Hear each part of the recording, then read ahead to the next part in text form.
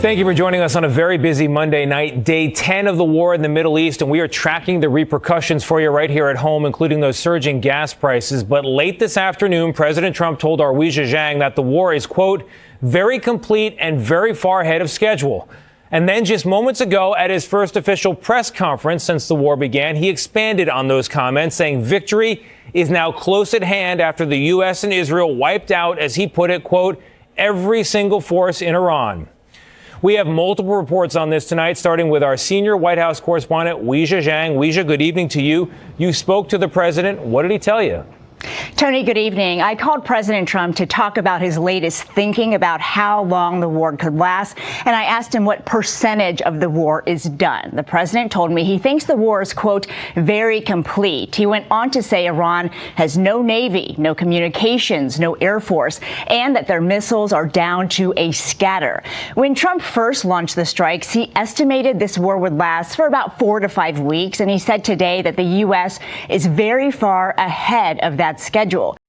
What's up, folks? Dr. John podcast is back. So what just happened? There's one category of political catastrophe no spin machine can survive. Your own words. Not a leak, not a hostile witness, not an enemy news organization. Your own voice, on your own platform, in your own official government channels. And when you try to make it disappear and discover the internet doesn't take presidential orders. So spoke about Iran's new supreme leader, Mojtaba Khamenei, the son of the former Ayatollah who was killed in the strikes. Trump has expressed his disapproval of that choice, but said he has no message right now for Khamenei whatsoever. I asked the president if he had someone else in mind, and he said he did, although he would not elaborate. I asked, have you been in touch with this person? And he said, I don't want to say anything about that, but yeah, I do. Tony? Weijia, thank you very much. For more, let's bring in Chief White House correspondent Nancy Cordes, who's been following the president's comments. Nancy, good evening. We heard a lot from the president today. What stood out to you? Well, Tony, what stood out was that late this afternoon, just a few hours after he told Weijia that the war is almost complete, President Trump spoke at a Republican retreat and said he will not relent until the enemy is defeated, which seemed to signal a longer conflict. He's also been making some new claims about why he went to war and why now. The cover-up becomes the second confession. Donald Trump has spent the duration of the Iran war learning this lesson through a series of self-inflicted wounds so devastating precisely because they required no intermediary, no hostile interpretation, no adversarial framing. He simply said what he actually thought. He posted what he actually knew. How good is our military? Right? At his golf club in Doral, Florida, President Trump told House Republicans he had to wage war because Iran was about to strike the U.S. Within a week, they were going to attack us 100%. They were ready. It was the first time he had offered that timeline, and it comes one day after he made this unsubstantiated claim. He said the U.S. had to act because Iran was about to attack the entire Middle East and take it over. No, I don't think there have been any indications that they were planning an attack at this time. CBS News contributor Elliot Ackerman is a veteran of the Marines and the CIA. There is sort of a shifting reason for why we're fighting the war and shifting reasons as to what the objectives of the war are. I think as Americans, it should give us some caution because it's very difficult to win a war if it's not clearly understood what the war is about. Trump also weighed in this weekend on the bombing of an Iranian girls' school. In my opinion, based on what I've seen, that was done by Iran. But CBS News has learned that a preliminary U.S. assessment suggests the United States, not Iran, was likely responsible and may have hit the school in error using dated intelligence.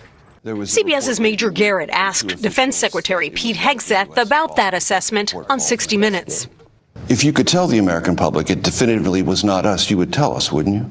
I would say that it's being investigated, which is the only answer I'm prepared to give. President Trump spoke to Russian President Vladimir Putin today, and Trump told reporters that Putin wants to be helpful and constructive in the Middle East.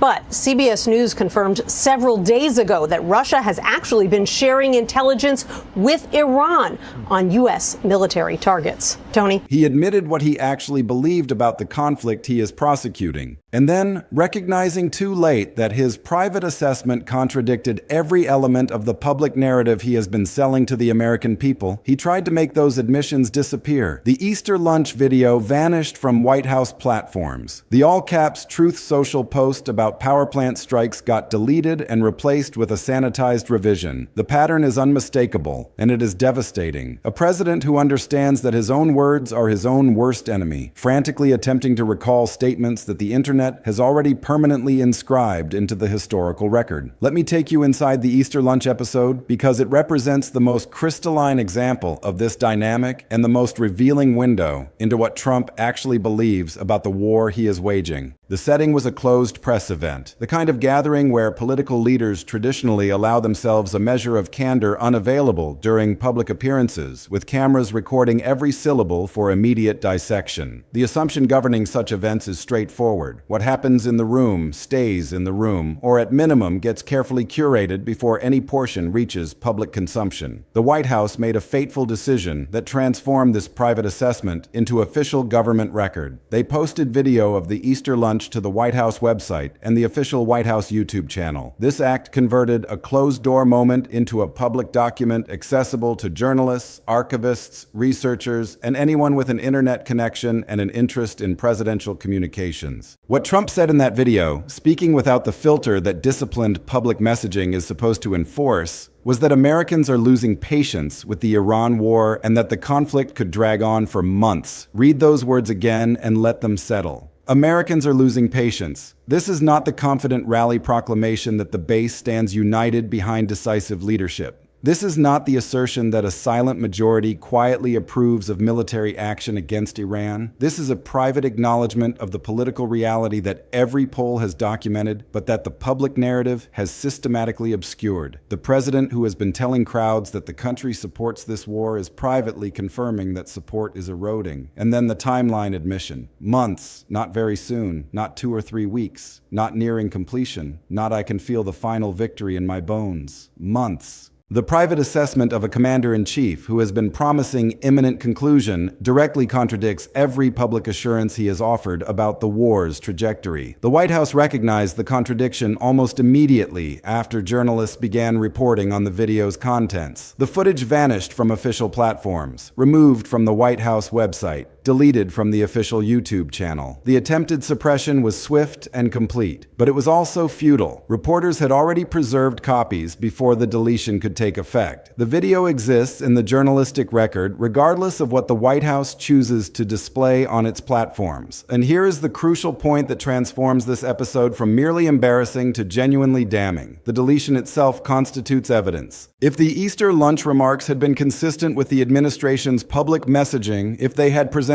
no contradiction requiring management, there would have been zero reason to remove them. Official government platforms post countless videos of presidential remarks without incident. The selective deletion of this specific video, immediately after its contradictory content was identified, documents that the White House understood exactly what Trump had revealed and made a conscious decision to suppress rather than clarify. The Truth Social power plant post represents the second major episode in this pattern of self-exposure and failed deletion, and it carries consequences that extend far beyond political embarrassment into measurable real-world impact. Trump posted an all-caps statement announcing that he had ordered a 5-day postponement of military strikes on Iran's power plants and energy infrastructure because talks were going very good and productive. A single social media post that simultaneously revealed multiple layers of information the administration had been carefully managing. First, it confirmed the existence of ongoing negotiations, talks that the public posture had characterized in deliberately vague terms that never fully acknowledged direct engagement with the country American forces were actively bombing. A president who orders an operational pause because negotiations are productive is a president engaged in active diplomacy with the adversary he is simultaneously attacking. That reality differs substantially from the maximum pressure with no substantive engagement framing that has dominated public communications. Second, the Post documented that the United States had been planning strikes on civilian energy infrastructure. Power plants and electrical grids that serve dual military and civilian functions, whose targeting under international humanitarian law is subject to specific constraints involving proportionality and precaution. Trump's own words added to the public record of targeting decisions in this conflict, providing evidence that may eventually be relevant to legal proceedings examining whether those decisions complied with applicable legal frameworks. Third, and most immediately consequential, the market reaction to the original Post demonstrated real-world impact with financial timestamp precision. Oil prices moved when the all-cap statement appeared. Trading algorithms and human investors alike processed the signal of operational pause plus productive negotiations as evidence of potential de-escalation. That price movement is permanently inscribed in financial market data, correlated by timestamp to the exact moment Trump's post went live. No deletion, no revision, no subsequent clarification can erase what the markets already processed and priced in. Then came the deletion. Trump removed the original all-caps post and replaced it with a tweaked version whose specific alterations matter less than the fact of alteration itself. The decision to delete and revise confirms that the original contained something the administration determined needed to be changed after its consequences became visible. The screenshots had already been captured. The news coverage had already been written. The market reaction had already occurred. The deletion did not undo any of this. It merely added another layer of evidence, documenting that the White House recognized the problematic nature of what Trump had revealed and attempted after-the-fact damage control that could not possibly succeed because the internet does not permit genuine deletion of content that has already circulated globally. The third episode in this self-generated evidentiary record is the statement Trump made on television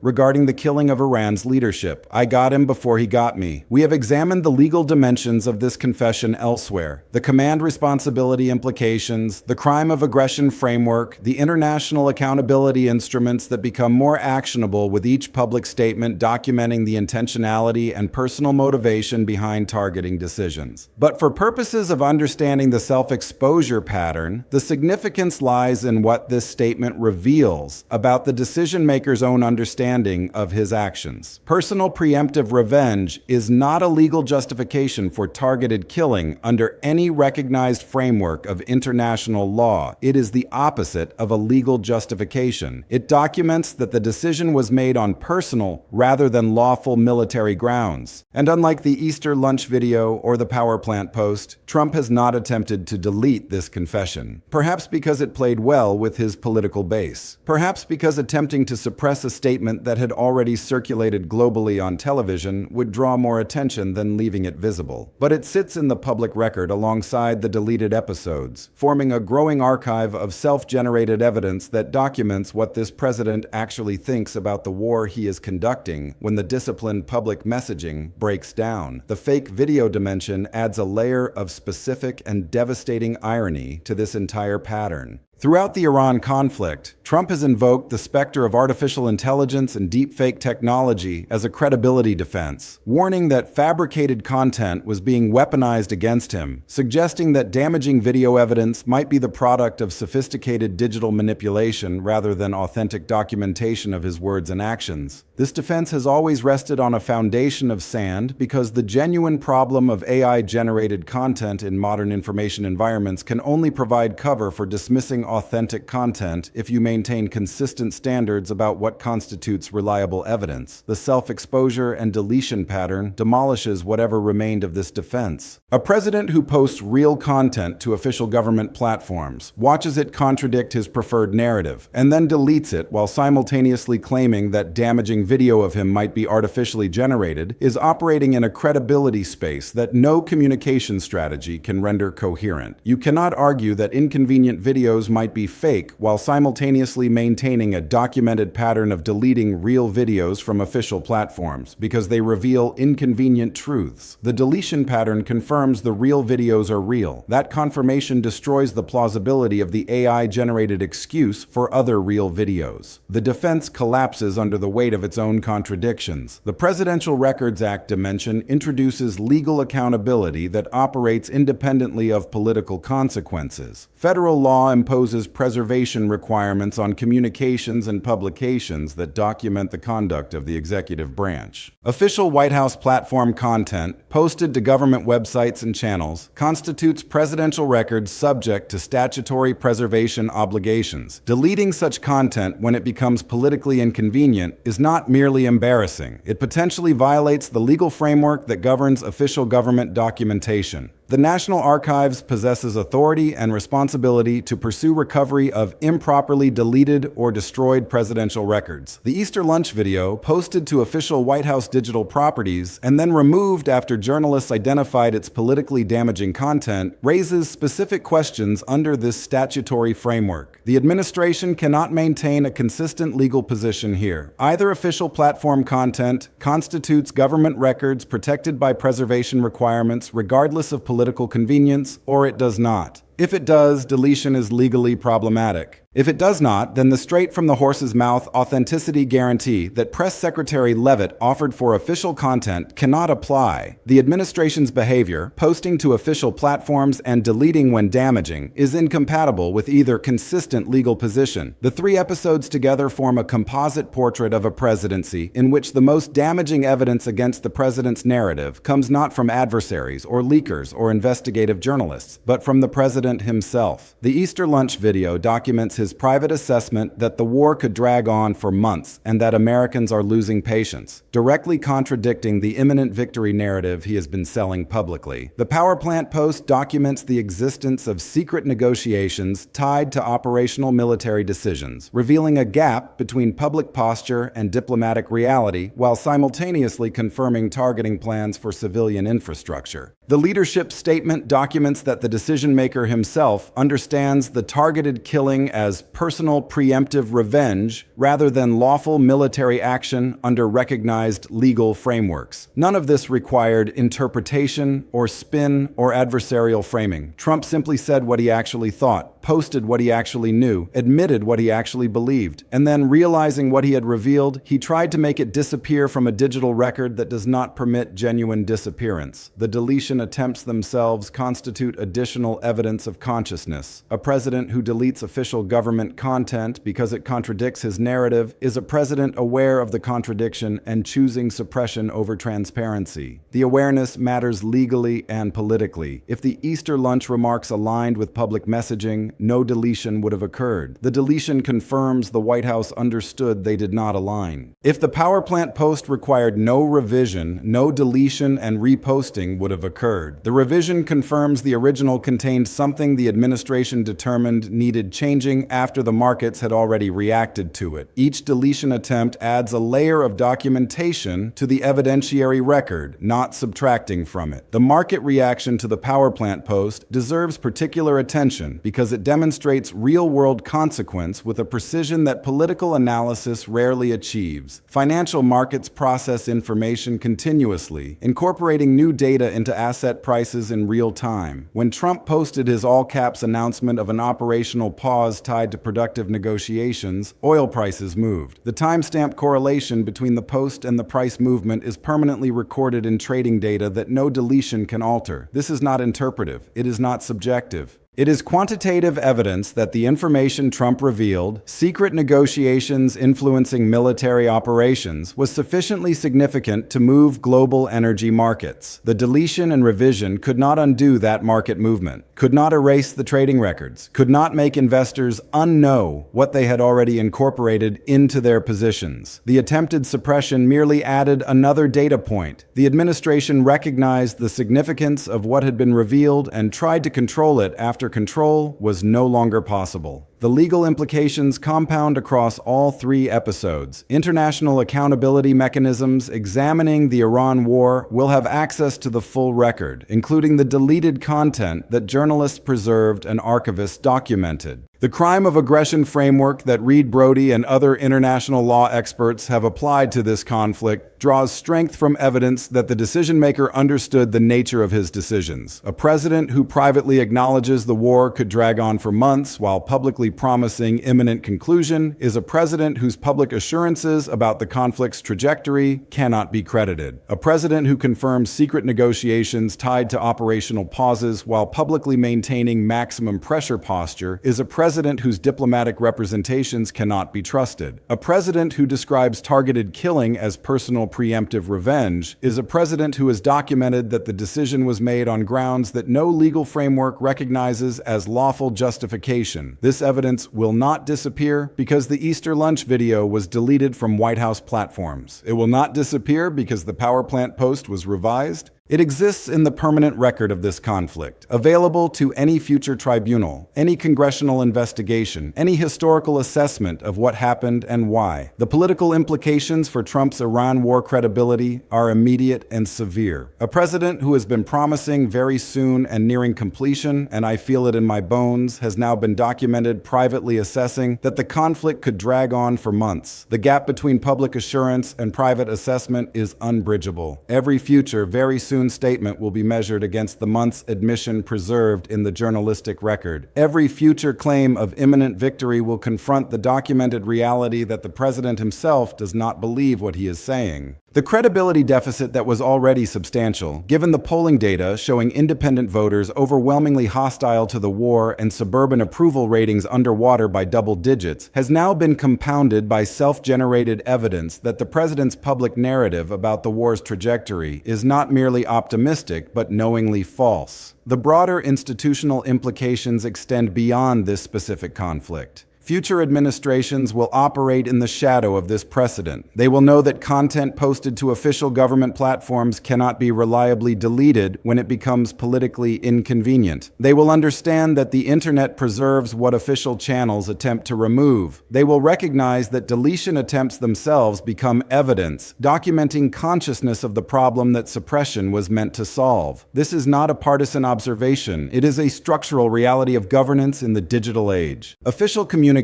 leave permanent traces regardless of subsequent efforts to manage or remove them. The only reliable strategy is to ensure that official communications are accurate and consistent from the moment of publication, because post-publication revision cannot undo what has already circulated. The convergence of these self-exposure episodes with the broader crisis enveloping Trump's presidency creates a multiplier effect that amplifies the damage. The War Powers Resolution passed by Congress declaring the Iran war illegal. The impeachment articles documenting abuse of power and obstruction of justice. The seized server evidence revealing internal communications about the decision-making process. The collapsing public support reflected in 65% approval for removal. The economic consequences visible in oil price spikes and market volatility. And now, layered on top of all of this, the self-generated confession archive. A president who cannot stop revealing what he actually thinks, cannot stop posting what he actually knows, cannot stop admitting what he actually believes, and then cannot successfully suppress those revelations once he recognizes their damaging nature. The combination is politically fatal and legally devastating. What makes this particular category of political damage uniquely irreversible is the impossibility of blaming it on external enemies. When a damaging leak emerges from inside the administration, you can blame the leaker. When an investigative report appears in a hostile outlet, you can blame the media. When an adversary testifies before Congress, you can blame the deep state or the witch hunt or whatever narrative frame has been prepared for that particular moment. But when the damaging words come from your own mouth on your own platforms, preserved in your own official government channels, there is no one else to blame. The confession is self-authored.